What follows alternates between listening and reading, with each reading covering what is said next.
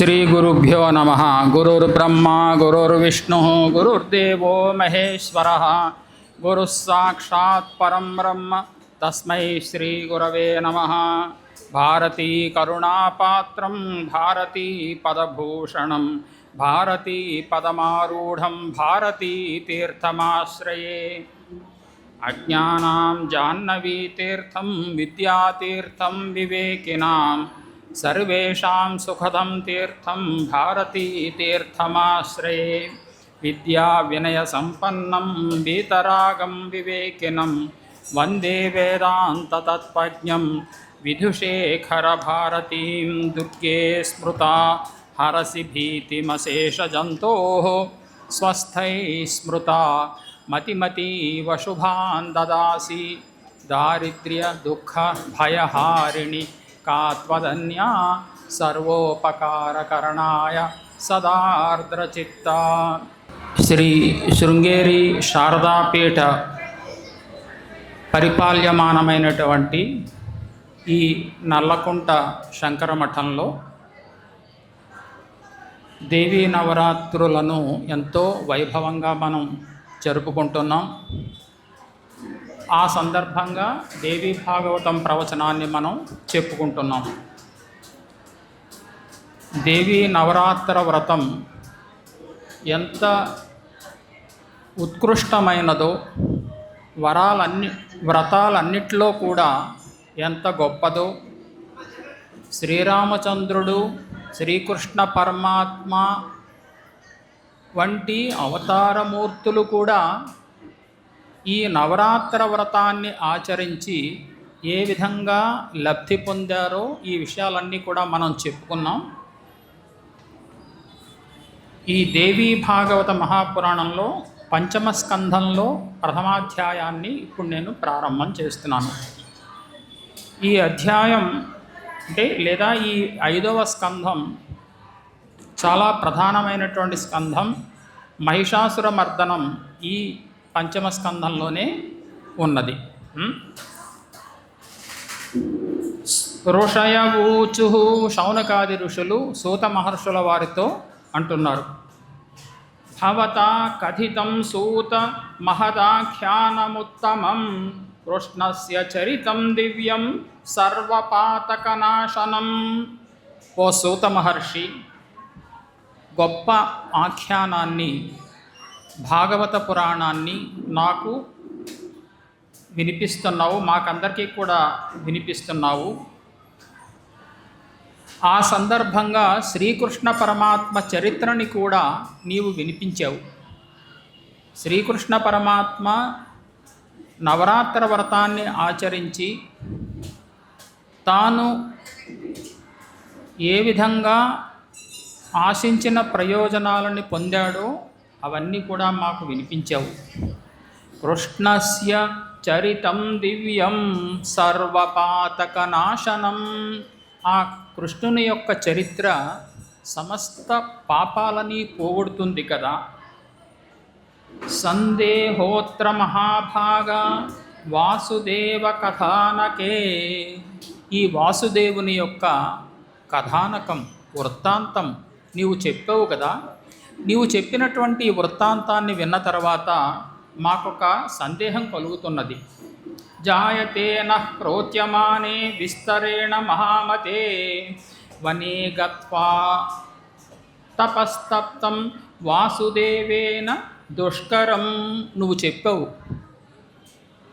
గొప్ప కష్టమైనటువంటి వ్రతాన్ని ఆచరించాడు, తపస్సును ఆచరించాడు అనే విషయం నువ్వు నాకు చెప్పావు. నువ్వు చెప్పినటువంటి ప్రవచనంలో జాంబవతీదేవికి పుత్ర సంతానం కోసమని శ్రీకృష్ణ పరమాత్మ చాలా కఠినమైన కఠోరమైన తపస్సును ఆచరించాడనే విషయం మాకు చెప్పావు. ఇంకా ఏం చెప్పావు? విష్ణోరంశావతారేణ శివస్య ఆరాధనం కృతం. సాక్షాత్తు విష్ణుమూర్తి యొక్క అంశ శ్రీకృష్ణ పరమాత్మ అంటే, అటువంటి శ్రీకృష్ణ పరమాత్మ పరమశివుని ఆరాధించాడనే విషయం కూడా నువ్వు మాకు చెప్పావు. వరప్రదానం దేవ్యా చ పార్వత్యా యత్కృతం పునః. పైగా నువ్వు ఆ పరమశివుడు వరప్రదానము మాత్రమే కాకుండా, పరమశివుడు వరం ఇవ్వడమే కాకుండా పార్వతీదేవి కూడా వరాన్ని ఇచ్చినటువంటి విషయాన్ని మాకు చెప్పావు. ఆవిడెవరు? జగన్మాతుశ్చ పూర్ణాయా శ్రీదేవ్యా అంశభూతయా. శ్రీదేవి యొక్క అంశస్వరూపురాలు ఆమె పార్వతీదేవి. ఈశ్వరేణాపి కృష్ణేన కుతస్థౌ సంప్రపూజితౌ. జగత్ప్రభువు కదా, శ్రీకృష్ణ పరమాత్మ అంటే జగద్గురువు కదా, కృష్ణం అంటే జగద్గురుం కదా. మరి అటువంటి శ్రీకృష్ణ పరమాత్మ పార్వతీ పరమేశ్వరుని గురించి తపస్సు చేయడం ఏమిటి? వీళ్ళందరూ కూడా బ్రహ్మ విష్ణు మహేశ్వరులు సృష్టి స్థితి లయ కారకులు, ఒక సమానమైన స్థాయిలో ఉన్నారు కదా అని అభిప్రాయం. శౌనకాది ఋషులకి ఇది సందేహం. వీళ్ళు తమకంటే ఉత్కృష్టమైనటువంటి వాళ్ళని పూజిస్తారు కానీ తమతో సమానమైన శివుని ఆరాధించడం ఏమిటి? ఈయన కూడా శ్రీకృష్ణ పరమాత్మ కూడా విష్ణువు యొక్క అవతారమే కదా, ఆయన కూడా సాక్షాత్తు భగవంతుడు కదా, ఆయన ఒకళ్ళకి పూజ చేయడం ఏమిటి? న్యూనత కిమస్త్యస్య తదేవం సంశయో మమ. జాగ్రత్తగా మనం గమనిస్తే భగవంతుడు భక్తుడు ఇద్దరు ఉన్నారు. భగవంతుడు భక్తుడు ఈ ఇద్దరిలో ఒకరు పెద్ద స్థాయి, ఒకళ్ళు తక్కువ స్థాయి. ఇది ప్రసిద్ధమైన విషయమేక. మనం అమ్మవారిని పూజిస్తున్నామంటే అమ్మవారు మనకంటే చాలా పెద్ద స్థాయి, అంతకంటే స్థాయి లేదు అసలు. మనం న్యూనత, తక్కువ స్థాయి. మరి శ్రీకృష్ణ పరమాత్మ పరమేశ్వరుని ధ్యానించాడంటే తక్కువ స్థాయి అని చెప్పాలిగా. తక్కువ స్థాయి ఉన్నదా శ్రీకృష్ణ పరమాత్మకి? న్యూనత వాక్యమస్త్యస్య. శ్రీకృష్ణ పరమాత్మకి న్యూనత ఎక్కడున్నది? తక్కువ స్థాయి ఎక్కడున్నది? ఉంటే కదా తనకంటే హెచ్చు స్థాయి అయినటువంటి శివుని ఆరాధించడం. శివుని ఆరాధించడం ఎలా కుదిరింది? ఆయన సాక్షాత్తు పరమాత్మ స్వరూపుడు కదా. తదేవం సంశయో మమ. ఇది నాకు సందేహమయ్యా. సూత ఉవాచ శృణుధ్వం కారణం తత్ర మయా వ్యాస శృతంచయతో. వ్యాస మహర్షుల వారు జనమేజయ మహారాజుకి ఇదే విషయమై చెప్పిన విషయాలు నేను విన్నాను, అవి మీకు నేను చెప్తాను. ప్రబ్రవీమి మహాభాగా కథాం కృష్ణ గుణాన్వితాం. ఈ కృష్ణ కథతో కూడుకున్నటువంటి ఆ వృత్తాంతం అంతా కూడా మీకు నేను చెప్తాను. వృత్తాంతం వ్యాసత శ్రుత్వా వైరాటి సుతజస్తదా పునః పప్రచ్ఛ మేధావి సందేహం పరమంగతః. ఇదే విషయాన్ని మీరు, ఓ శౌనకాది ఋషులారా, మీరు నన్ను ఇప్పుడు ఏ సందేహాన్ని అయితే అడిగారో అదే సందేహాన్ని జనమేజయ మహారాజు వ్యాస మహర్షుల వారిని అడిగాడు. అప్పుడు వ్యాస మహర్షుల వారు జనమేజయ మహారాజుకు చెప్పినటువంటి సమాధానాన్ని నేను విన్నది మీకు నేను చెప్తాను. జనమేజయ ఉవాచ. జనమేజయ మహారాజు వ్యాస మహర్షుల వారితో చెప్తున్నాడు. సమ్యక్ సత్యవతి సూనో శృతం పరమకారణం తథాపి మనసో వృత్తి సంశయం న విముంచతి. ఓ సత్యవతి కుమారుడా, ఓ వ్యాస మహర్షి, నువ్వు చెప్పిందంతా మేము విన్నాం. ఆ శ్రీకృష్ణ పరమాత్మ కూడా శివారాధన చేశాడు, తాను అనుకున్నటువంటి ప్రయోజనాన్ని పొందాడు, ఇదంతా మేము విన్నాం. తథాపి మనసో వృత్తి, నా మనస్సులో ఉన్నటువంటి వృత్తి అంటే వృత్తి జ్ఞానము అని అర్థం. జ్ఞానం రెండు రకాలు. ఆత్మజ్ఞానము, దానికంటే భిన్నమైన జ్ఞానము. జ్ఞానం రెండు రకాలు. ఆత్మజ్ఞానం అంటే చాలా గొప్పది. వృత్తి జ్ఞానం అంటే లోకంలో మనకు కలిగేటువంటి జ్ఞానాలు ఉన్నాయే, మిమ్మల్ని చూసి నేనేదో తెలుసుకున్నాను, నన్ను చూసి మీరేదో తెలుసుకున్నారు, ఈ ఊళ్ళో ఇది ఉందని తెలుసుకున్నాం, ఆ ఊళ్ళో ఇది ఉందని తెలుసుకున్నాం, ఈరోజు ఈ ఘటన జరిగిందని తెలుసుకున్నాం. ఇవన్నీ కూడా వృత్తి జ్ఞానాలు అంటారు. జ్ఞానం, అసలు జ్ఞానం ఆత్మజ్ఞానం. ఇక్కడ ఏం చెప్తున్నాడు? తథాపి మనసో వృత్తి, నా మనసులో ఒక వృత్తి జ్ఞానం కలిగింది.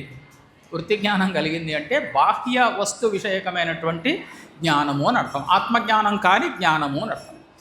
ఈ వృత్తి జ్ఞానాలు కలిగినందువల్ల ఏం చేస్తుంది తెలిసిన? సంశయాలు కలుగుతాయి.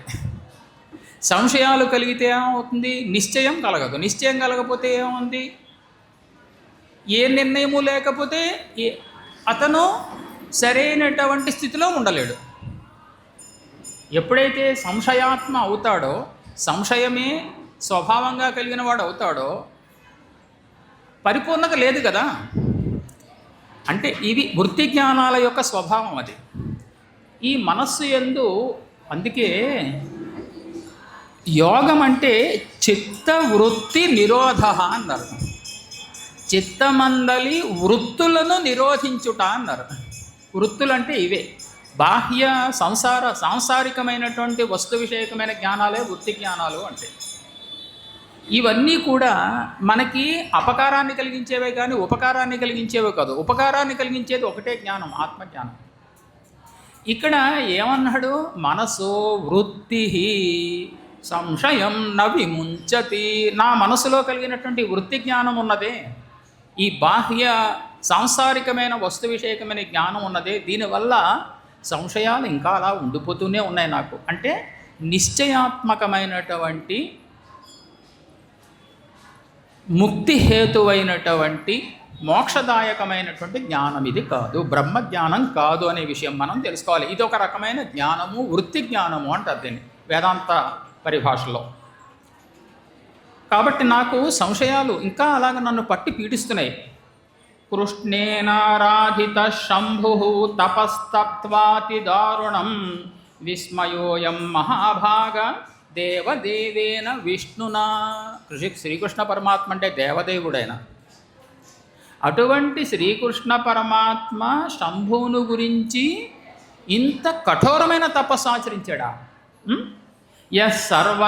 సర్వాత్మాపి సర్వేషః సర్వసిద్ధిప్రద ప్రభు. సమస్త కార్యసిద్ధులను కలిగించేవాడైన, జగత్ప్రభువైన, జగద్గురువైన, సర్వేషుడైన స కథం కృతవాన్ ఘోరం తపః ప్రాకృతవద్ధరి. హరి ఆయన ఒక ప్రాకృతమైనటువంటి ఒక మనిషిలాగా ఓ ఇంద్రాది దేవతలు తపస్సు చేశారంటే అర్థం ఉంది. ఈయన తపస్సు చేయడం ఏమిటి? పరమాత్మ ఈయన తపస్సు చేయడం ఏమిటి? జగత్కర్తుం క్షమః కృష్ణః తథా పాలయితుం క్షమః. జగత్తును సృష్టించడానికి సమర్థుడే, పరిపాలించడానికి సమర్థుడే, సంహరించడానికి సమర్థుడే. అంటే ఏమిటి? సృష్టి స్థితి లయములు చేయడానికి సమర్థుడైన ఆయన పరమాత్మ స్వరూపుడు. ఈయన వల్ల బ్రహ్మ విష్ణు మహేశ్వరుల యొక్క స్థితి ఉన్నదని చెప్పుకోవాలి మనం. అటువంటిది ఈయన సృష్టి స్థితి లయకారకుడైనటువంటి ఈయనే శంభువుని గురించి తపస్సు చేయడం ఏమిటి? దారుణం తపస్సుని ఆచరించడంలో ఇందులో అంతరార్థము ఏమి? వ్యాస ఉవాచ సత్యముక్తం త్వయా రాజన్ వాసుదేవో జనార్దన.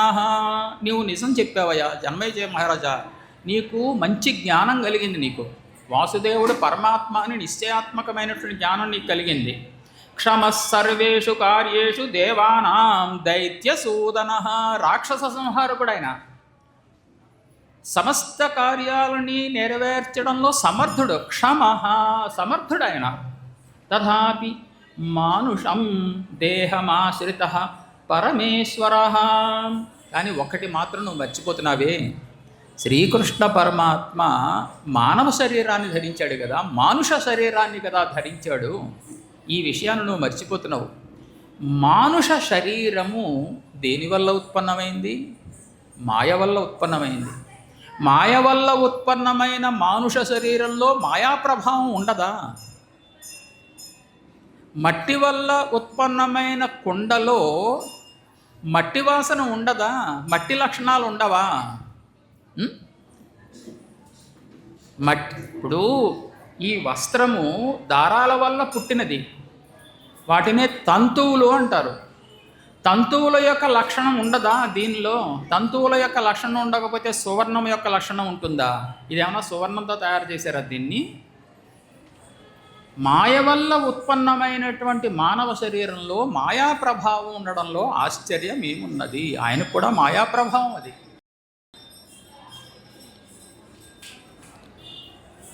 కృతవాన్ మానుషాన్ భావాన్ వర్ణాశ్రమ సమాశ్రితాన్.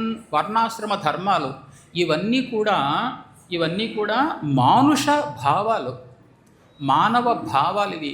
వర్ణమేమి, ఆశ్రమమేమి, నేను బ్రాహ్మణుని, నేను మనుష్యుడిని, నేను పలానా వాళ్ళకు పుట్టాను, ఇదంతా ఈ రకమైన బుద్ధి అంతా కూడా మాయ వల్ల జనించిన బుద్ధే కదా. నేను అంటే పరమాత్మను నేను తెలుసుకోలేకనే కదా నేను బ్రాహ్మణుని అనుకుంటున్నాను, నేను క్షత్రియుణ్ణి అనుకుంటున్నాను, నేను వైశ్యుణ్ణి అనుకుంటున్నాను, నేను శూద్రుణ్ణి అనుకుంటున్నాను. నేను అంటే ఎవరైనా నేను అంటే స్వస్వరూపం పరమాత్మే కదా. కానీ మాయా ప్రభావమే. నా పేరిది, నేను పలానా వాళ్ళకు పుట్టాను, నేను పలానా వంశంలో పుట్టేనా? నేనెవరికి పుట్టాను? నేను పరమాత్మనైతే నేను ఎవరికైనా పుడతాను అసలు, కానీ పుట్టేను అని భ్రమిస్తున్నాను కదా. ఇదంతా మాయా ప్రభావం నాయనా. ఇది వృద్ధానాం పూజనం చైవ గురుపాదాభివందనం. గురువుగారి యొక్క పాదాలకి నమస్కారం చేశాను, నేను వృద్ధుల యొక్క పూజ చేశాను. నిజమే, స్వస్వరూపాన్ని నేను తెలుసుకోలేకపోయానే. నేను గురువు ఒకటే, గురువు నాకంటే భిన్నమేమీ కాదు. ఈ జ్ఞానము కలగనంత వరకు మనమందరం కూడా వ్యావహారిక దశలోనే ఉన్నాం, పారమార్థిక దశలో లేము. పారమార్థిక దశ అంటే బ్రహ్మజ్ఞానం కలిగినటువంటి దశ, అది ఒక్కటే. అది మనకి అసాధ్యమా? అసాధ్యం ఎందుకయింది? మన గ్రంథాలు ఏం చెప్తున్నాయి? నీ ఏమి కష్టమైన పని ఏం చేయమని ఏం చెప్పలేదు. శ్రోతవ్యో మంతవ్యో నిధిధ్యాసితవ్య. హాయిగా శ్రద్ధగా లక్ష్యసిద్ధితో బాసంపటం వేసుకుని జాగ్రత్తగా గురువుగారు చెప్పిన మాటలు వినవయ్యా అని చెప్పింది, అంతే చెప్తారు. అంతకు మించేమి నేను కష్టపడి పలానా పని చేసి పలానా సంపాదించుకున్నామని ఏం చెప్పలేదు. శ్రవణ మనన నిధిధ్యాసనాలే కదా చేయమని చెప్పింది. బ్రాహ్మణానాం తథా సేవా దేవతారాధనం తథా. దేవతలకు ఆరాధన చేయడం, బ్రాహ్మణులకు సేవ చేయడం, ఇదంతా కూడా సాంసారికమైనటువంటి దశలో ఉన్నటువంటివి. ఇవన్నీ కూడా మానవ దేహం ధరించిన వాళ్ళకి అందరికీ సమానమే, మనకి సమానమే, శ్రీకృష్ణ పరమాత్మకి సమానమే. శోకే శోకాభియోగశ్చ హర్షే హర్షసమున్నతి. విచారం వస్తే వలవలా ఏడ్చేస్తాం, సంతోషం కలిగితే ఎగిరి గంతేస్తాం. మానవ శరీరం ఇది, మాయోత్పన్నమైనటువంటి శరీరం. ఆయనకి సమానమే, మనకి సమానమే. మానుష శరీరాన్ని ధరించినటువంటి ఇద్దరికీ సమానమే. దైన్యం నానా అపవాదాశ్చ. నన్ను వీడు అవమానం చేసేయడని కుంగి కృషించిపోతాం. నన్ను అవమానం చేయడం ఏమిటి? పరమాత్మను ఎవరైనా అవమానం చేస్తారా? నీవు అవమానం చేసి ఏదైనా పలానా దుర్గుణాలు ఉన్నాయి అంటే అసలు ఆయనకి ఏ గుణాలు లేవు, దుర్గుణాలు లేవు, సగుణాలు లేవు, ఏ గుణాలు లేవు ఆయనకి. మంచి గుణాలు లేవు, చెడ్డ గుణాలు లేవు, నిర్గుణ స్వరూపుడు ఆయన. నువ్వు తిట్టావు అంటే ఎవరినో పనికిరాని వాడిని తిట్టావు, నువ్వు పరమాత్మని తిట్టినట్టు కాదు దాని అర్థం. కామక్రోధస్తథా లోభ కాలే కాలే భవంతి. కామక్రోధ లోభాదులు మానవ శరీరము ధరించిన వాడికి అందరికీ సమానమే. ఎందుకంటే మాయా ప్రభావం ఒకళ్ళకి ఎక్కువ ఉంటాయి, ఒకళ్ళకి తక్కువ ఉంటాయి. అసలు లేవు అని ఎప్పుడూ చెప్పడానికి లేదు. కామక్రోధ లోభాదులు నాకు అస్సలు లేవండి అంటే నువ్వు అసలు అలా చెప్పడమే నీ కామం ఉందనే, క్రోధం ఉందని అర్థం. అసలు నీకు క్రోధం లేకపోతే ఈ మాట అనవసలు. నేను వాడికంటే చాలా గొప్పవాడిని అండి, నాకు పిసరంతా కూడా క్రోధం లేదండి అంటే అగో అది పెద్ద అనర్థదాయకమైన గుణం. అది ఒకరిని తిడుతున్నావు కదా నువ్వు. తథా గుణమయే దేహే నిర్గుణత్వం కథం భవేత్. ఇది గుణమయమైనటువంటి దేహం, సత్వరజస్తమో గుణాత్మకమైనటువంటి దేహం. ఇది మనకి త్రిగుణాత్మకం మాయా అని చెప్పి ఒక శాస్త్రం. సత్వరజస్తమో గుణాత్మకము ప్రకృతి, ప్రకృతి అంటే మాయా. ఈ ప్రకృతి చేత, ప్రకృతి వల్ల ఉద్భవించినటువంటిది ఈ సంసారము అని సిద్ధాంతం. సత్వగుణం వల్ల ఉద్భవించిన సంసారం అంటే శరీరం కూడా, సంసారంలో శరీరం కూడా, దేహం కూడా ఒకటి. సత్వగుణ సంబంధం ఎందుకు ఉండదు? రజోగుణ సంబంధం ఎందుకు ఉండదు? తమోగుణ సంబంధం ఎందుకు ఉండదు? సత్వరజస్తమ గుణ స్వరూపం ప్రకృతి. ఇందాక నేను చెప్పినట్టే, మట్టి ఎర్రని దారాల వల్ల ఈ వస్త్రం పుట్టింది, ఒప్పుకుంటారుగా? ఈ వస్త్రం నల్లగా ఉండాలంటే ఎందుకు ఉంటుంది? అయ్యయ్యో నేను ఇంత కష్టపడ్డాను, నేనేమో చక్కటి అందమైన తెల్లని వస్త్రం కోసం ప్రయత్నం చేశాను, తీరా చూస్తే ఎర్రని వస్త్రం వచ్చేసిందని బాధపడితే ఎలాగా? నువ్వు ఏ గుణాలతో కలిగినటువంటి వస్తువుని తీసుకున్నావు? నువ్వు ఎరుపు గుణం కలిగినటువంటి వస్తువుని తీసుకున్నావు. ఎరుపు గుణం రాదా? అలాగే ఒక గుణం, అది సత్వగుణము, రజోగుణము, తమోగుణము, 3 గుణాలు. సత్వగుణము ఆధిక్యముగా కలిగి, జాగ్రత్తగా గమనించాలి మనం, సత్వగుణము అధికంగా కలిగినటువంటి వాళ్ళు దేవతలు, రజోగుణము అధికంగా కలిగిన వాళ్ళు మనుష్యులు, తమోగుణం అధికంగా కలిగిన వాళ్ళు పశుపక్ష్యాదులు. సత్వగుణం అధికంగా ఉంది కదా అని చెప్పి రజోగుణ తమో గుణాలు లేవని అర్థం కాదు. ఉత్కర్షాపకర్షలు అంటారు దీన్ని. అంటే సత్వగుణం అధికంగా ఉన్నది, రజోగుణం తమోగుణం తక్కువగా ఉన్నాయని, అంటే త్రొక్కి పెట్టబడ్డాయి అని అర్థం.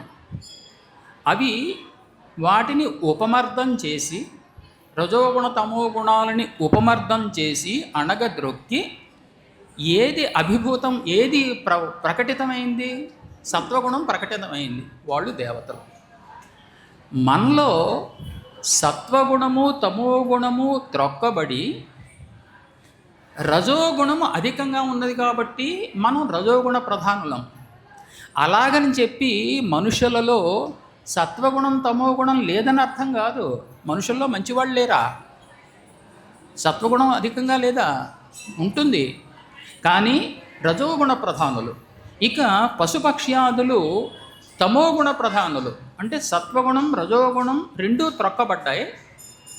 ఏది ప్రకటితమైంది అధికంగా, ఏది తమోగుణం ప్రకటితమైంది పశుపక్ష్యాదుల్లో. అందుకనే వాళ్ళకి జ్ఞానాధికారం లేదు, ఇంకొకటి లేదు, మోక్షాన్ని పొందేటువంటి జ్ఞానాధికారం అది వాళ్ళకి లేదు, వాటికి లేదు.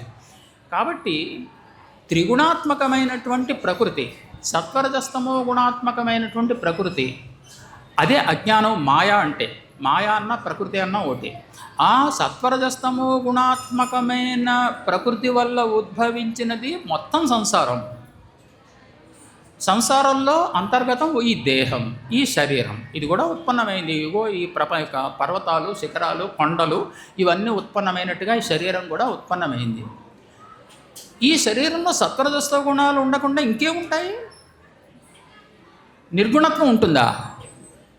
నాలో నువ్వేమనుకుంటున్నావు? నిర్గుణత్వం ఉండాలి కదా, పరమేశ్వరులో నిర్గుణత్వం ఉండాలి కదా, ఆయన తపస్సు చేయడం ఏమిటి అని. అదే కదా నువ్వు అడిగేది. ఆయన తపస్సు చేసాడంటే కోరిక ఉన్నది అని అర్థం. కామము, సంకల్పము, విచికిత్స, శ్రద్ధ, అశ్రద్ధ, ధృతిర్ ధీర్ ధీ ఇత్యేత సర్వం మన ఏవా శృతివాక్యం. ఇవన్నీ కూడా మనోధర్మాలు. మనోధర్మాలు ఎందుకున్నాయని నువ్వు అడుగుతున్నావు. నువ్వు ఉండకేమవుతుంది? నిర్గుణత్వం ఉండాలని నువ్వు కోరుకుంటున్నావా? నిర్గుణత్వం ఎందుకు ఉంటుంది? సగుణమైనటువంటి ప్రకృతి వల్ల ఉత్పన్నమైనటువంటి సంసారంలో సగుణత్వం ఉంటుందా, నిర్గుణత్వం ఉంటుందా? కాబట్టి నాయన, ఈ శరీరము, మన శరీరము మాయాజనితమే.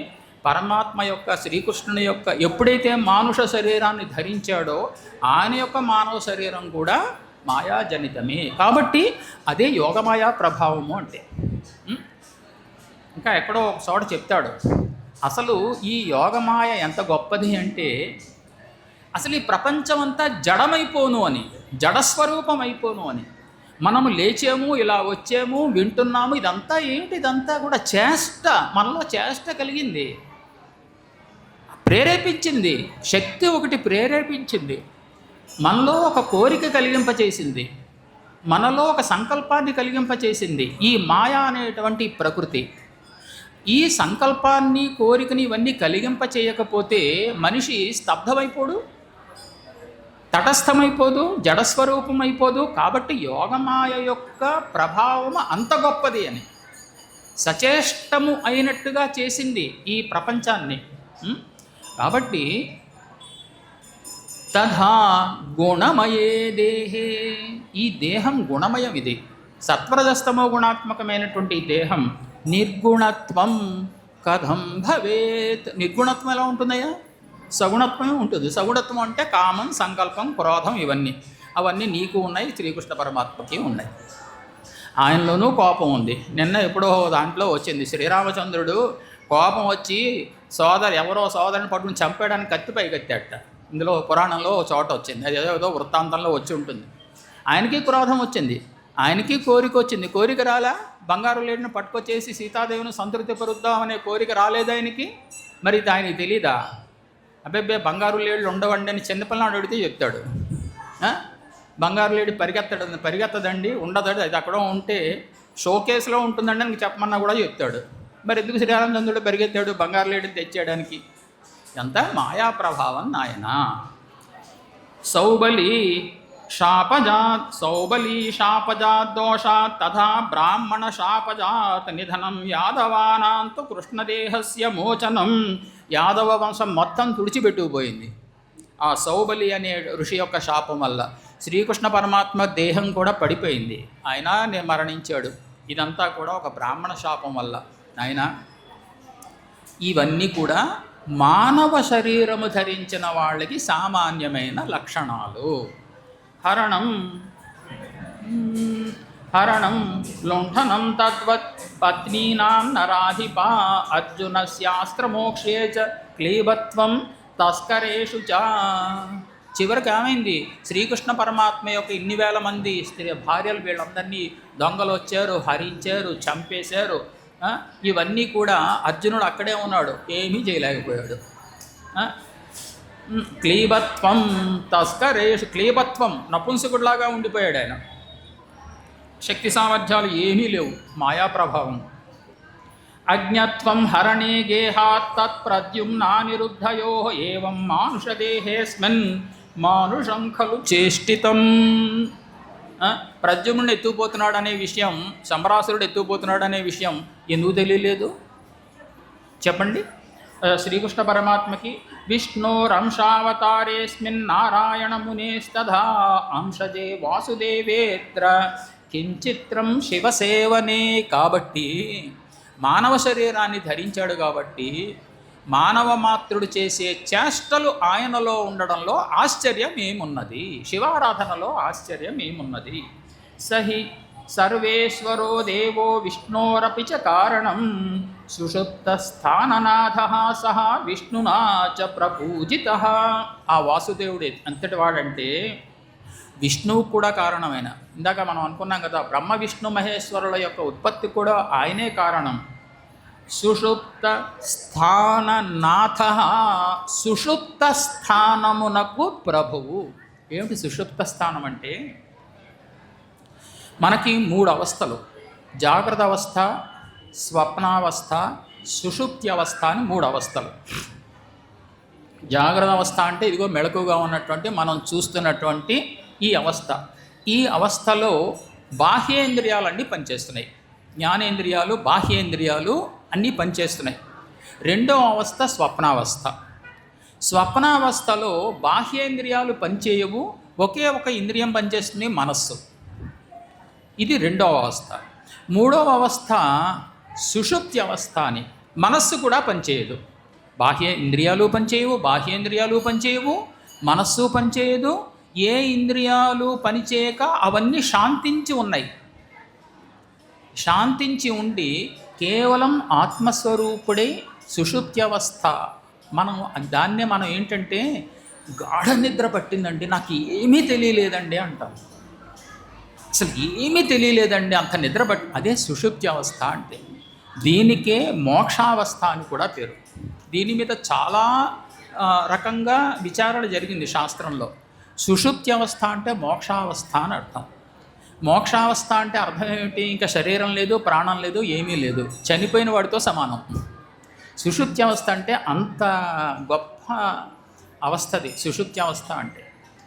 చనిపోయిన వాడితో సమానం ఏమిటి? దగ్గరికి వెళ్తే గాలి పీల్చుకుంటున్నాడు, ఉచ్ఛ్వాస నిశ్వాసం ఉన్నట్టు అనిపిస్తుంది కదా అంటే నీకు అనిపించింది, ఆయనకు అనిపించలేదు. ఇది శాస్త్రం ఏం చెప్పిందంటే ఆయనకి ఉచ్ఛ్వాసం లేదు, నిశ్వాసం లేదు, సుషుప్తి అవస్థ అంత గొప్పది.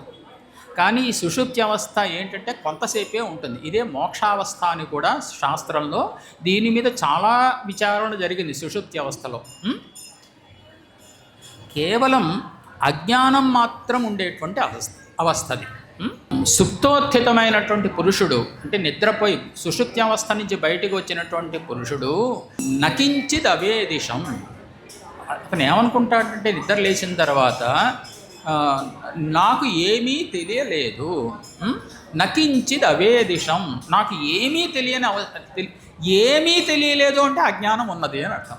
కేవలం అజ్ఞానజనితమైనటువంటి దేహేంద్రియాదులు ఉన్నాయి కాబట్టి అజ్ఞానం మాత్రం ఉన్నటువంటి అవస్థాని. కాబట్టి అది అందుకే పురాణంలో ఏం చెప్పారంటే సుషుప్త స్థాననాథ, సుషుప్త స్థానానికి నాథుడైన, జాగ్రత్త అవస్థకిను స్వప్నావస్థకి నాథుడు కాదు, కేవలం సుషుప్తి అవస్థకి నాథుడు. స విష్ణునాచ, అటువంటి శ్రీకృష్ణ పరమాత్మ సుషుప్త స్థానానికి నాథుడైనటువంటి ఆ శ్రీకృష్ణ పరమాత్మ విష్ణునాచ ప్రపూజిత, సాక్షాత్తు విష్ణుమూర్తి చేత కూడా పూజింపబడ్డాడు. తదంశభూతా కృష్ణాద్యా తై కథం న సపూజ్యతే. తదంశభూతా కృష్ణాద్యా తై కథం న సపూజ్యతే.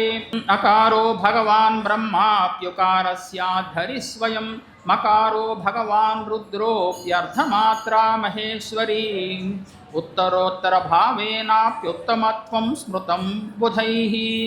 ఓం అనే దాంట్లో ఆ ఊ మా 3 అక్షరాలు ఉన్నాయి. అకారం బ్రహ్మ, ఉకారము సాక్షాత్తు హరి విష్ణుమూర్తి, మకారము రుద్రుడు. రుద్రోప్యర్థమాత్రా మహేశ్వరి, మహేశ్వరి అర్ధమాత్రా స్వరూపురాలు.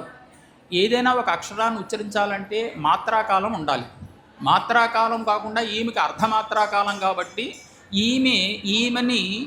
ఈమె స్వరూపాన్ని ఈమెని ఉచ్చరించడం కూడా మనకి కాదు, శక్యము కాదు. ఎందుకంటే మనము దేవిని ఉచ్చరించి మనం వర్ణిస్తున్నామంటే సగుణ దేవిని వర్ణించేం కానీ నిర్గుణ దేవిని వర్ణించలేదు. నిర్గుణాత్మకమైనటువంటి దేవికి ఎటువంటి గుణాలు లేవు, నిర్గుణ స్వరూపురాలు ఆవిడ.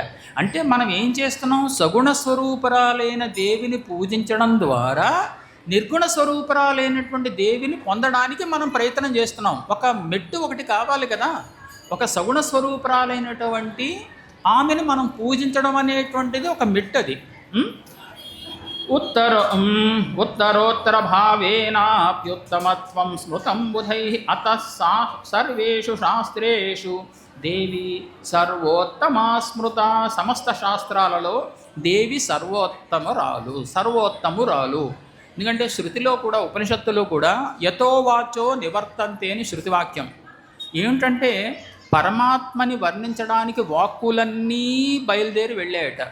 వర్ణిద్దాం అని వర్ణించలేక వెనక్కి తిరిగి వచ్చేయట. ఎందుకని?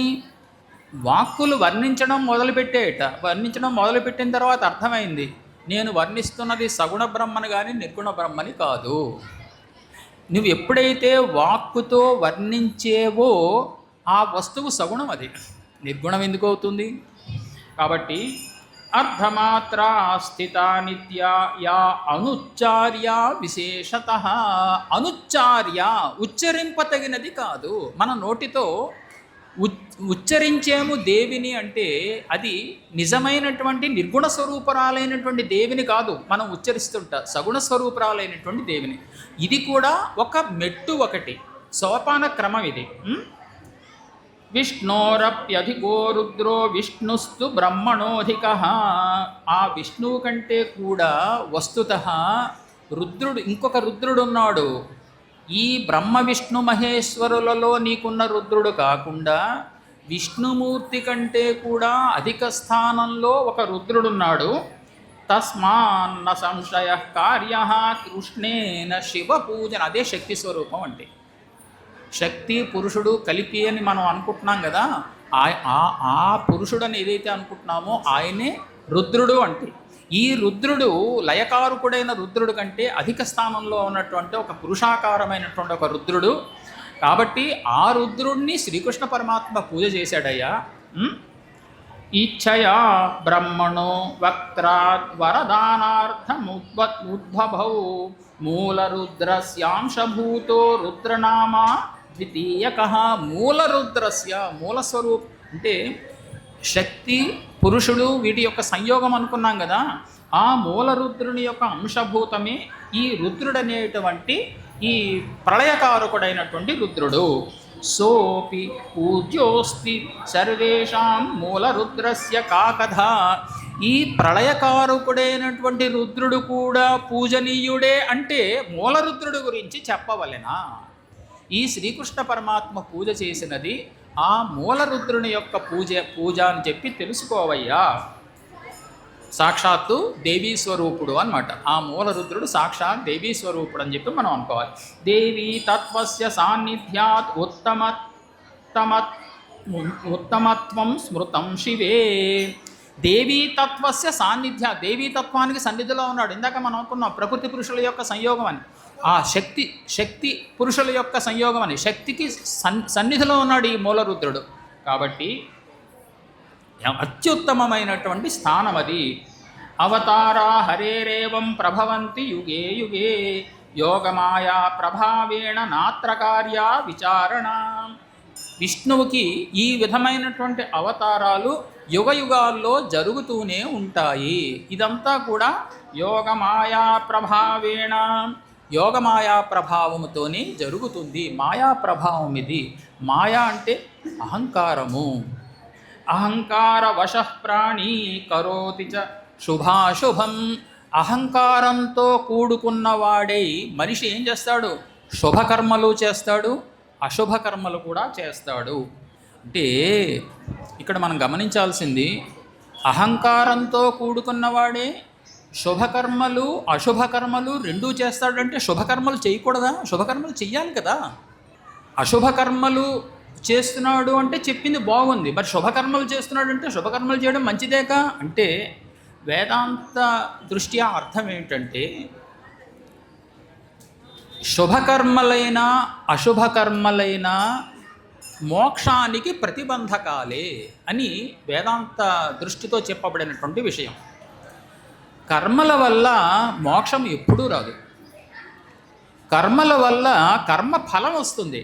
కర్మలను ఆచరిస్తే కర్మఫలం వస్తుంది.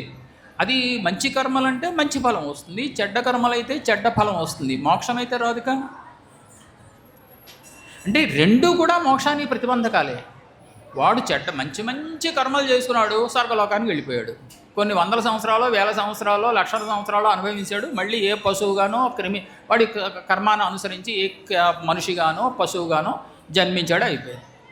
ఇక వీడు చెడ్డ కర్మలు చేశాడు, వెళ్ళిపోయాడు, నరకలోకానికి వెళ్ళిపోయాడు. ఎన్నో సంవత్సరాలు అనుభవించాడు, మళ్ళీ వచ్చేసాడు. వాడు కొంత సుఖాన్ని అనుభవించాడు, వీడు కొంత దుఃఖాన్ని అనుభవించాడు, అంతే తేడా. ఇద్దరికీ మోక్షం రాలే. కాబట్టి అయితే మంచి కర్మలని ఆచరించమని వేదమే చెప్పింది కదా. వేదంలోనే చెప్పబడింది కదా మంచి మంచి కర్మలను ఆచరించమని. అంటే మంచి కర్మలు మోక్షానికి ప్రతిబంధకమైతే మరి మంచి కర్మలను చెప్పడం ఎందుకు వేదం? ఎందుకు అంటే మనకు విహిత కర్మలు ఏవైతే ఉన్నాయో వాటిని ఆచరించాలి. ఎలాగూ? ఫలాన్ని అపేక్షించకుండా నీకు విధింపబడినటువంటి కర్మలను నువ్వు అనుభవిస్తే నీకేం జరుగుతుంది తెలుసునా? చిత్తశుద్ధి కలుగుతుంది.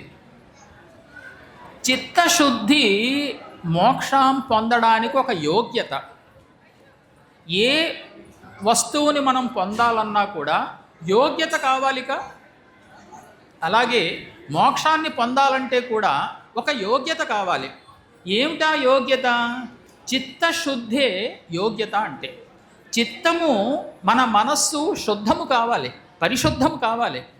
పరిశుద్ధమైతే జ్ఞానాన్ని పొందడానికి అర్హత లభిస్తుంది. అందుకని కర్మలను ఆచరించాలి. అందుకే శాస్త్రం ఏం చెప్తుందంటే, ఎవరైతే ఫల నిరపేక్షతో ఫలాన్ని అపేక్షించకుండా విహిత కర్మలని ఆచరిస్తారో, ఉపాసనలు చేస్తారో, రెండు విద్య అవిద్య రెండిటినీ ఉపాసిస్తారో అని చెప్తుంది ఉపనిషత్తు. విద్య అంటే ఉపాసన, అవిద్య అంటే కర్మలు. ఈ రెండిటి, అవిద్య అంటే అజ్ఞానం, అజ్ఞానం వల్ల సముత్పన్నమైనవి కర్మలు. మంచి కర్మలైనా చెడ్డ కర్మలైనా అజ్ఞానం వల్ల సముత్పన్నమైనవి. ఎందువల్లంటే అజ్ఞానం వల్ల సముత్పన్నమైన దేహాన్ని ఆశ్రయించుకున్నవి కదా కర్మలు. కాబట్టి ఈ కర్మల వల్ల మోక్షము ఎప్పుడూ రాదు. కర్మల వల్ల ఆయా ఫలం వస్తుంది. కానీ కర్మలను ఆచరించి ఉపాసన, ఫల నిరపేక్షతో కర్మలను ఆచరించి ఉపాసనలు చేస్తే బ్రహ్మలోకము సిద్ధిస్తుంది. అది శాస్త్రం చెప్తోంది. అదే హిరణ్య గర్భుని యొక్క లోకము, అదే బ్రహ్మలోకము. అంటే ఆ బ్రహ్మలోకంలో హిరణ్య గర్భుడు వేదాంత విచారం చేస్తాడట. తనతో పాటు తనకి కూడా మోక్షం కావాలి కదా. ఇంకా తను ఎక్కడున్నాడు? హిరణ్య గర్భానికి అధిపతిగా ఉన్నాడు. 14 చతుర్దశ భువనాలకి అధిపతిగా ఉన్నాడు. ఆయన అనుకున్నట్టు ఒకసారి, నేను చేసుకున్న పెద్ద ప్రారంధం ఏమిటంటే చతుర్దశ భువనాలకి అధిపతిగా ఉండడమే నేను చేసుకున్న పెద్ద ప్రారంధం. ఎందుకని నాకు మోక్షం ఏది? నాకు ఇంత అధికారం వచ్చింది, ప్రపంచానికి నేను అధిపతిని అయ్యాను, నేను అధికారం వచ్చింది, మోక్షం అయితే రాలేదుగా. కాబట్టి బ్రహ్మలోకంలో ఆయన వేదాంత తత్వ విచారము అక్కడికి వచ్చినటువంటి ఉపాసకులు ఎవరైతే ఉన్నారో, ముముక్షువులు ఎవరైతే ఉన్నారో వాళ్ళతో పాటు వేదాంత విచారం చేస్తాడట. అక్కడ ఆయనతో పాటు వీళ్ళందరికీ మోక్షం సిద్ధిస్తుందని చెప్పి మనకి వేదాంత శాస్త్రం చెప్తుంది. కాబట్టి ఇక్కడ మీరు గమనించాల్సింది, అహంకారవశ ప్రాణి కరోతి చ శుభాశుభం.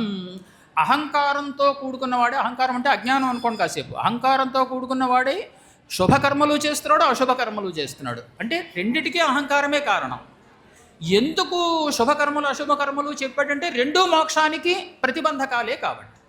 అలాగని చెప్పి శుభకర్మలు చెయ్యొద్దు, నేను శుభకర్మలు మానేస్తాను, అశుభకర్మలు ఈ రెండు అన్నీ మానేస్తాను అనడం తప్పది. చిత్తశుద్ధికి హేతుభూతమైనటువంటి శుభకర్మలు చేయవలసినదే. విమూఢో మోహజాలేన తత్కృతేనాతిపాతిన అహంకారాద్ధి సంజాతమిదం స్థావర జంగమం. ఈ స్థావర జంగమాత్మకమైన ప్రపంచం, ఈ ప్రపంచం అంటే స్థావరము జంగమము. స్థావరం అంటే కదలక మెదలక ఉన్న పర్వతాదులు, జంగమం అంటే కదిలి మెదిలేటువంటి మనలో అంటే ప్రాణులు. ఇదే ప్రపంచం అంటే. ఈ ప్రపంచాన్ని ఆ పరమాత్మ అజ్ఞానం సహాయంతో సృష్టించినది. ఇది మాయా వికారం, ఇదంతా కూడా ప్రకృతి వికారం, ఇదంతా కూడా ఈ సంసారం అంతా మాయా వికారం. ఇది మూలాద్ధరిహరాదీనాం ఉగ్రాత్ ప్రకృతి సంభవాత్ అహంకార పరిత్యక్తో యదా భవతి పద్మజః తదా విముక్తో భవతి నోచేత్ సంసార కర్మకృతో. ఆ పద్మజః బ్రహ్మదేవుడు కూడా సంసారాన్ని సృష్టిస్తున్నాడు. ఆయన ఎప్పుడు సృష్టిస్తాడు? ఎంతవరకు అహంకారం ఉంటుందో అంతవరకు. అహంకారం లేకపోతే ఆయన కూడా ఏ సృష్టి చేయడు, కదలక మెదలకే ఉంటాడు ఆయన కూడా. తదా విముక్తో భవతి నోచేత్, అప్పుడు విముక్తుడవుతాడు. ఎప్పుడైతే అజ్ఞానం పోయిందో, ఆయన ప్రపంచాన్ని సృష్టించలేదు, ఏ పని చేయలేదు ఆయన. అంటే బ్రహ్మతో పరమాత్మతో ఐక్యం చెందాడు అని అర్థం. నోచేత్, నోచేత్ అహంకారం విడిచిపెట్టకపోతే ఆ బ్రహ్మదేవుడు కూడా సంసార కర్మకృతో, ఏదో పని చేస్తున్నాడు ఆయన. ఏం పని చేస్తున్నాడు? సంసారాన్ని సృష్టించడం అనే పని చేస్తున్నాడు ఆయన. తన్ముక్తస్తు విముక్తో హి బద్ధస్తద్వశత, తన్ముక్తస్తు విముక్త, తన్ముక్తస్తు విముక్త. ఎంత గొప్ప శ్లోకం చూడండి. తన్ముక్తస్తు, దానితో ముక్తుడైతే, దేనితో? అహంకారంతో ముక్తుడైతే విముక్త, మోక్షాన్ని పొందినవాడు అవుతాడు. అహంకారం పోతే మోక్షాన్ని పొందినవాడు అవుతాడు.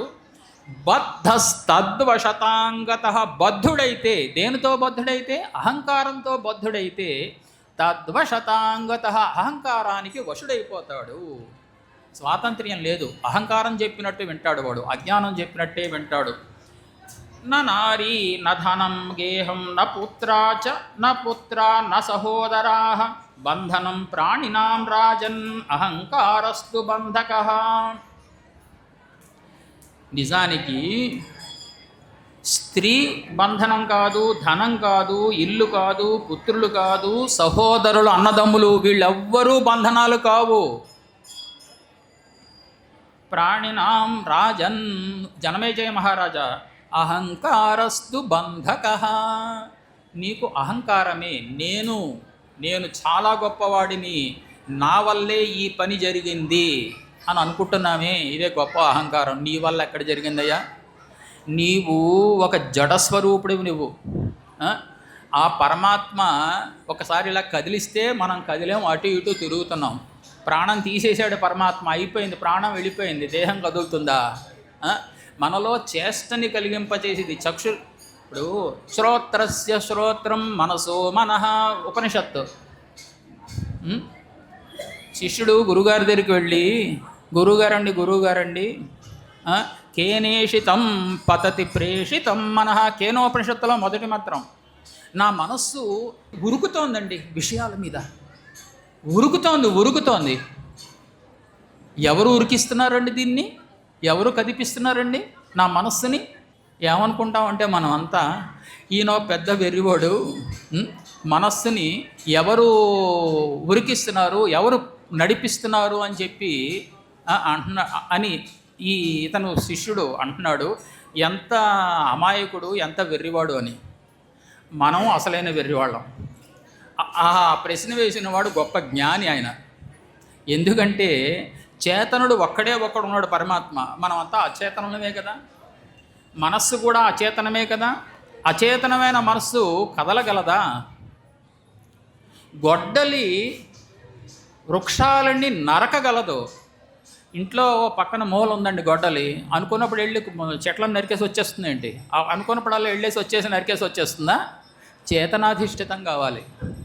చేతనుడైనటువంటి పురుషుడి చేత అధిష్ఠితమై అప్పుడే దాంట్లో ఒక శక్తి వస్తుంది. అంతేగా మనలో కూడా అంతే. మనం కూడా అచేతనం, ఒక గొడ్డలి లాంటి అచేతనమైన పదార్థం ఒక మనిషి కూడా. మనస్సు కూడా అటువంటిదే. కాబట్టి ఈ మనస్సు విషయాల మీద ఉరుకుతోందే, నాకు ఇది కావాలి, ఇది నేను సంపాదించాలి, ఉరుకుతోందే. ఎవరు ప్రేరేపిస్తున్నారు ఈ మనస్సుని? ఎవరు ప్రేరేపిస్తున్నారు అని చెప్పి చాలా ఉత్తమ శిష్యుడు కాబట్టి గురువుగారిని ప్రశ్నించాడు. అప్పుడు గురువుగారు ఏం సమాధానం చెప్తారు? ఏమి సమాధానం చెప్పినా పలానా వాడయ్య, పలానా ఎల్లయ్య, పుల్లయ్య, రామయ్య, కృష్ణయ్య అన్నాడు అనుకో పరమాత్మ. ఆయన పేరు పెట్టావుగా, రామయ్య కృష్ణయ్య అని పేరు పెట్టావు కదా. పేరు పెడితే ఆయన పరమాత్మ ఎందుకు అయ్యాడు? నామరూప వికారాలు లేనివాడు కదా పరమాత్మ అంటే. నువ్వు నామరూపాలు పెడుతున్నావు, నువ్వు రామయ్య కృష్ణయ్య అన్నావు, నామరూపాలు పెట్టావు. ఆయన తెల్లగా, ఎవరయ్యా ఆయన అంటే కూడా తెల్లగా ఉన్నాడు, పొడుగ్గా ఉన్నాడంటే ఆయనకు రామచంద్రుడు అంటారండి అని పేరు చెప్పు. ఈయన పరమాత్మ ఎందుకు అయ్యాడయ్యా? తెల్లగా ఉన్నాడు, పొడుగ్గా ఉన్నాడు అంటే పరమాత్మ తెల్లగాను పొడుగ్గాను ఉంటాడు. ఆయన ఏ నామరూపాలు లేనటువంటి వాడు పరమాత్మ. కాబట్టి అహంకర్త మయా చేదం కృతం కార్యం బలీయసా. నేనే కర్తని, నేనే ఈ పనంతా చేయగలిగిన సామర్థ్యము నాదే. కరిష్యామి కరోమ్యేవం స్వయం బధ్నాతి ప్రాణభృతో. కాబట్టి నేనే చేస్తున్నాను, నాకే సామర్థ్యం ఉన్నది, ఈ విధంగా భావించడం అంతా కూడా అజ్ఞాన మహిమే తప్ప మరొకటి కాదు. కారణేన వినా కార్యం న సంభవతి కర్హిచితు యథా న దృశ్యతే జాతో మృత్పుండేన వినా ఘటః. మట్టి ముద్ద లేకపోతే కుండల్ని తయారు చేయడం సాధ్యమా? అదేవిధంగా కారణము లేకపోతే కార్యము సంభవించదు. ఈ కార్యం అంటే సంసారం, ఈ దేహాత్మకమైనటువంటి దేహస్వరూపమైనటువంటి సంసారం. ఈ సంసారం కూడా ఒక కారణం ఉండాలి. ఏమిటా కారణం? అజ్ఞానమే కారణము, మాయే కారణము. అదే యోగమాయ అంటే. విష్ణు పాలయిత అహంకార సమన్విత.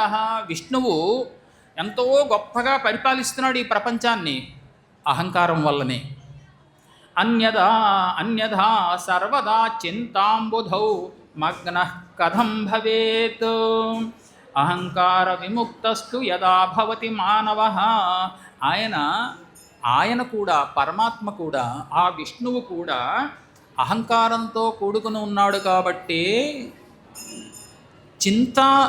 శోకసాగరంలో మునిగాడు కాసేపు. అయ్యో నా పిల్లవాడిని ఎవరో ఎత్తుకుపోయారు, నా ప్రద్యుమ్నుడిని ఎవరో ఎత్తుకుపోయారని చెప్పి వలవలా ఏడ్చాడు ఆయన. అన్యథా సర్వదా చింతాంబుధౌ మగ్న కథం భవేత్. శోకసాగరంలో మునిగిపోయాడంటే శోకముది. శోకము దేనివల్ల వస్తుంది?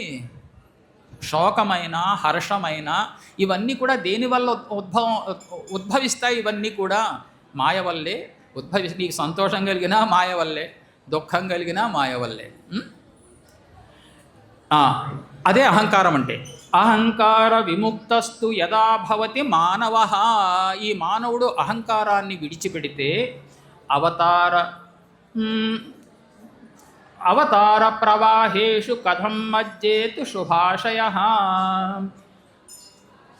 ఈ అవతారాలనే ప్రవాహంలో ఆయన ఎలా మునిగిపోతాడు? నిజంగా ఆయన అహంకారాన్ని విడిచిపెట్టినట్లయితే ఈ అవతారాలని ధరించడం కూడా అహంకార మహిమే. మోహమూలం అహంకార సంసారస్తత్సముద్భవ. మోహమూలం అహంకార. మోహం అంటే అజ్ఞానం, భ్రమ. మనకి మోహంలో పడిపోయాం అంటాం మనం. దీనికి మూలమేమిటి? అహంకారము. సంసారస్తత్సముద్భవ. ఈ సంసారమంతా కూడా ఆ అహంకారం వల్ల, అహంకారం అంటే అజ్ఞానం, మూల ప్రకృతి, దానివల్ల ఉద్భవించినదే. అహంకార విహీనానాం నమోహో నచ సంస్కృతి. అహంకారం లేనటువంటి వాళ్ళకి మోహము లేదు, నచ సంస్కృతి. సంస్కృతి అంటే సంసారం, సంసారము లేదు. సంసారం అంటే జన్మ మరణ ప్రవాహాత్మకమైనదే సంసారం అంటే. పుట్టుట చచ్చుట అనేదే సంసారం. ఈ సంసారంలోనే మనం సైకిల్ అన్నమాట. ఇది ఒక చక్రం, ఇలా తిరుగుతున్నాం మనం, తిరిగి తిరిగి తిరిగి ఎక్కడ ఆపాలి? దీనికి పుట్టుకేది, ఆపుట ఎక్కడ? ఏమీ లేదు, తిరుగుతూ ఉండడమే ఇది. ఈ సంసార చక్రం ఆగిపోవాలి, ఒక్కసారి ఆగిపోవాలి అంటే అహంకారం పోవుటే కారణం. అహంకారం అంటే అజ్ఞానం. అజ్ఞానం పోయిందంటే అర్థం ఏంటండి? జ్ఞానం సిద్ధించింది అని అర్థం. నాకు అజ్ఞానం పోయిందంటే ఏంటి? ఇప్పుడు కూడా ఇంతవరకు నేను ఈ అజ్ఞానంలో ఉన్నానండి, ఇప్పుడు ఇంక ఈ అజ్ఞానం మీరు చెప్పారు కదా అజ్ఞానం పోయింది అని.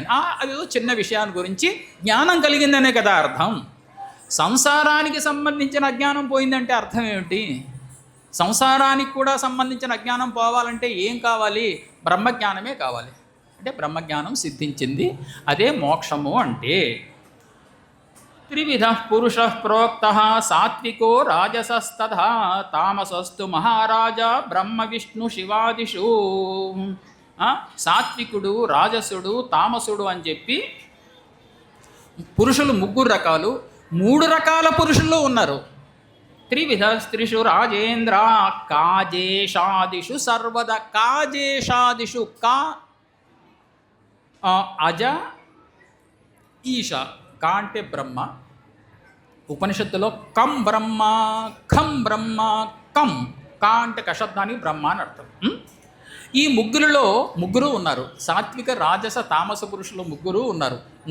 ఉండకేమవుతారు? సత్వరజస్తమో గుణాత్మకమైన ప్రకృతి వల్ల ఉద్భవించిన మానుష శరీరాన్ని ధరించారు కదా వాళ్ళు.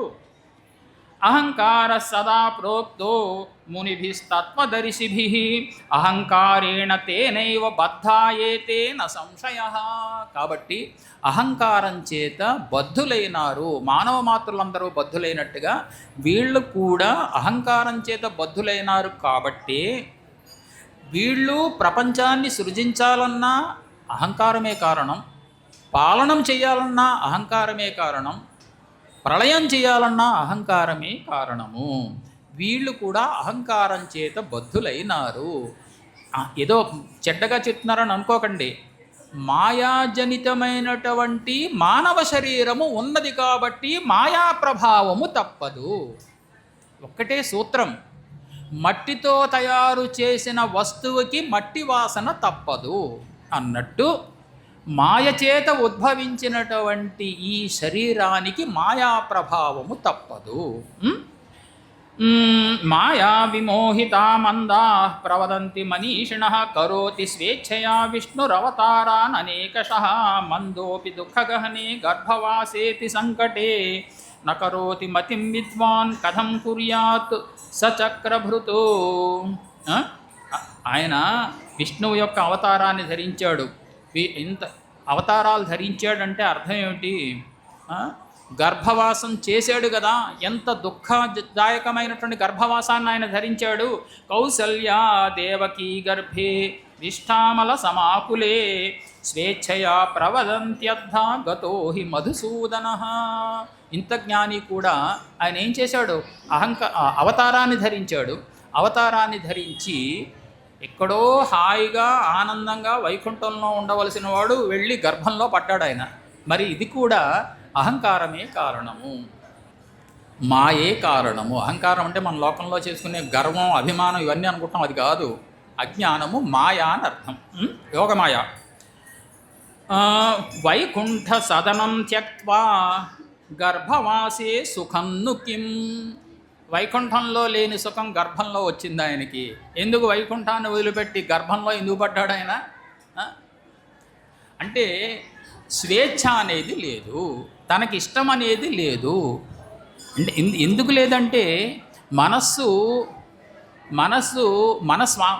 మనం చెప్పినట్టు వినదది.